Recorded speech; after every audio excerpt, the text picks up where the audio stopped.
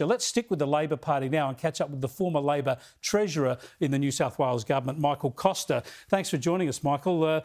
Very keen to get your thoughts on some of the factional ramifications unfolding in New South Wales Labor over the parachuting of Kristina Keneally into the seat of Fowler. Do you think this is going to be broadly accepted in the party?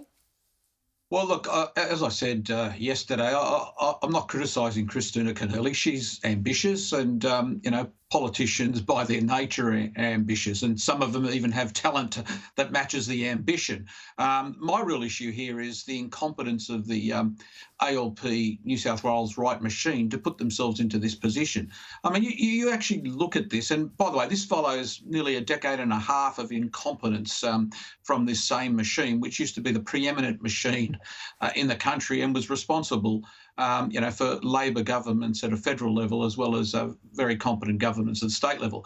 The problem here is instead of doing what they should have done, and that is move, if they wanted to keep Kristina Keneally, move one of the other candidates to the third position, they chose to, upset ethnic communities, the outgoing member, throw out the issue of democracy, party democracy, branch democracy, because they weren't prepared to take on the factions.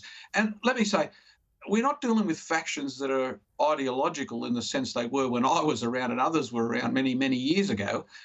These factions are devoid of any ideology. I mean, they agree on virtually everything other than the fact of who should hold, critical positions. And that's got to do more with tribalism than it has to do with any ideological position. So instead of moving either of the other candidates, they decide to go through this contorted exercise of, upsetting everybody, not even telling the presumptive candidate and the outgoing member what they were going to do, and then they rush it through. And, they've been left with a ridiculous situation. We've got, people that I admire, people like Keating making these arguments that barely stand up, about administrative experience. And I think somebody else came out and said, I think it was Albanese, about Keneally being, a migrant, and therefore I'll just stop you there. We'll show you that now. Here's what Anthony Albanese had to say about Kristina Keneally. Kristina Keneally was born in the United States, came to Australia, and is another great Australian success story of a migrant who's come here and became the New South Wales Premier. Yeah, there she goes. That's her diversity card. She's a woman migrant. But let's just have a look at what Albo says about Tu Lee, the woman who seems to have been pushed back by Keneally's elevation. Tu Lee, I think, will have an outstanding future. I think she's an articulate, very talented, passionate advocate for her community and for the cause of Labor. And I certainly hope that she hangs in there, and I'm sure that she will have a bright future. Anthony Albanese there. Sounds like she'd make a great member for Fowler, Michael. Well, and I'll just finish the theme. Somebody else came out and said that she was too young for such a good seat, but I remind them that the Prime Minister Keating was only in his 20s when he got his seat and went on to a stellar career, and one that certainly I admire. So, look, all of these arguments are hollow. I mean, the real problem here is not Keneally, it's the fact that the machine is incompetent. They knew there was going to be a half Senate election. They knew that these members were going to potentially retire. This thing could have been sorted out. And, this is almost reminiscent of the farce we had earlier in the year with the change of New South Wales Labor leader. First they opposed Chris Minns, and then when it was inevitable that they weren't going to be able to hold the line, they flipped the other side. And this follows years and years of incompetence in that machine. The professionalism is missing, and I think that goes a long way to explain some of the problems of Labor. And of course, the more important issue than all of this, of course, is the stuff that Joel's been focusing on and I've been focused on for years, that Labor's moved in a policy sense away from where it ought to be, and the factions in the Labor Party stand for nothing. And all of these things are going to compound into I think, a disastrous outcome if they don't.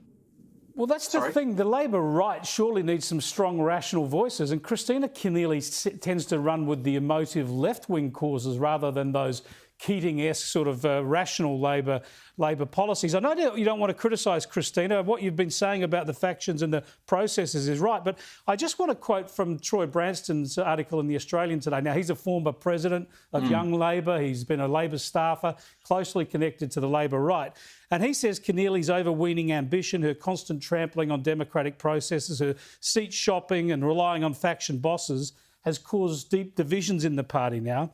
And he says the truth is that large swathes of the party, left and right, are baffled as to why Keneally deserves special treatment again and again. That's the big question, isn't it?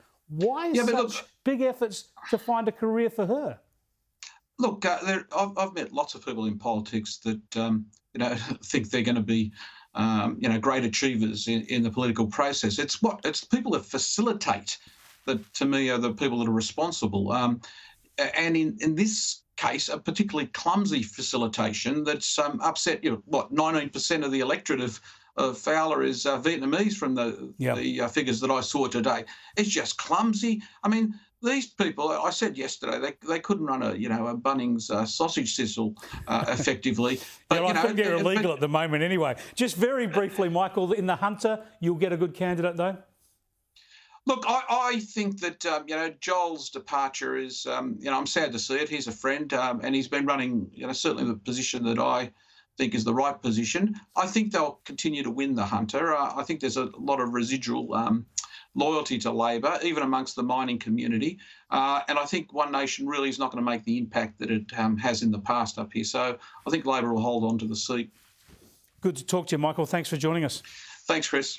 Michael Costa there, the former Labor Treasurer of New South Wales. Another one of those very smart, sound, rational Labor voices, but they're all ending up outside of politics. They need more of those voices inside Parliament, in my humble opinion.